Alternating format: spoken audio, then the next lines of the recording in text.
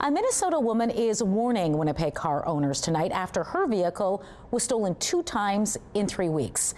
Last month, CTV News introduced you to Amelia Novochevsky, whose car was taken from a parking lot hours after she moved to the city.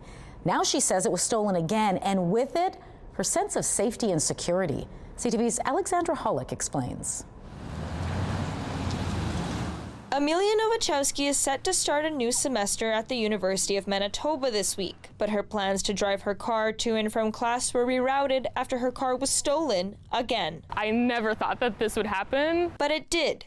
Twice. The first incident happened just hours after Novochevsky moved to Winnipeg from St. Paul, Minnesota earlier this summer. Of course, I had the AirTag this time, as a safety measure because my car had been stolen 3 weeks prior. Novochevsky says her car was parked here on Edmonton Street, just 1 block from where it was stolen the first time. This time, the thieves took the car, drove it around the city,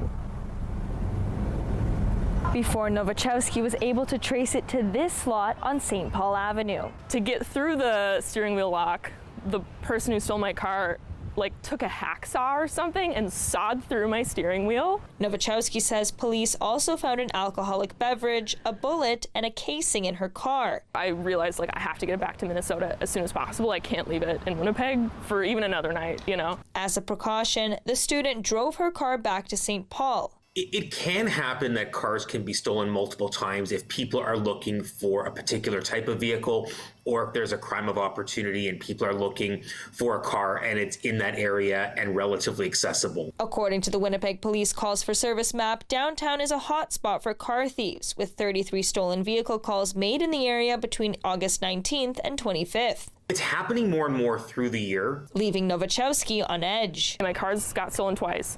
What can I do to stay safe? I don't know, keep my phone on me and be prepared to call 911, that type of thing it's a little frustrating. But the student says she's prepared to deal with it if it means her grandmother's car won't be taken for a 3rd time. Alexandra Holyk, CTV News, Winnipeg.